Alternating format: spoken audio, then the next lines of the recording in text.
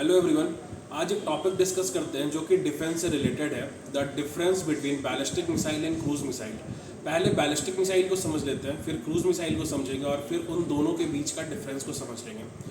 Ballistic missiles एक बल्कि missiles होते हैं। बैलिस्टिक मिसाइल्स हमेशा पैराबोलिक पाथ को ट्रैवल करते हैं।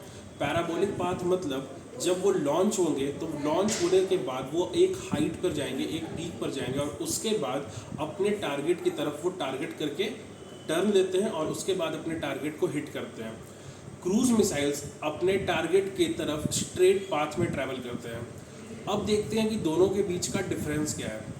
बैलिस्टिक मिसाइल अपने टारगेट को जब एक बार लॉक कर देता है और उसके बाद जब उसे लॉन्च किया जाता है फिर उसे चेंज करना, उसके पाथ को चेंज करना पॉसिबल नहीं होता है।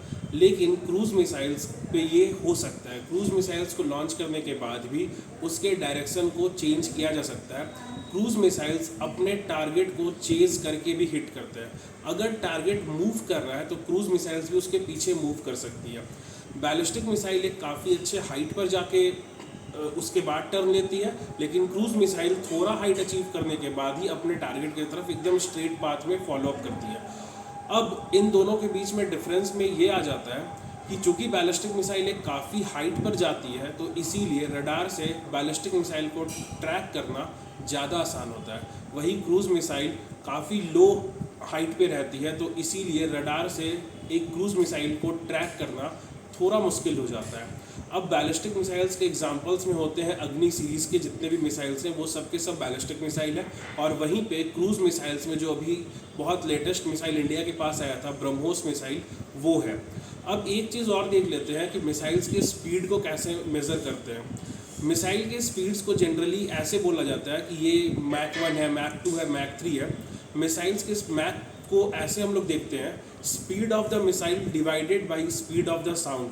अगर मैक 1 किसी मिसाइल का स्पीड है मतलब कि उस मिसाइल का जो स्पीड है वो साउंड के स्पीड के इक्विवेलेंट है या इक्वल है।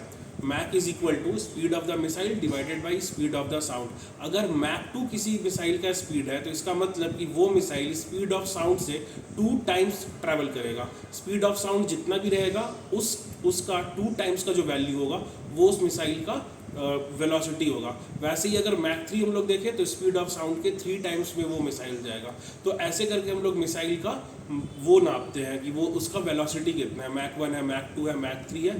तो आई थिंक आप लोग का मिसाइल का कुछ कॉन्सेप्ट तो क्लियर हुआ होगा। Thank you.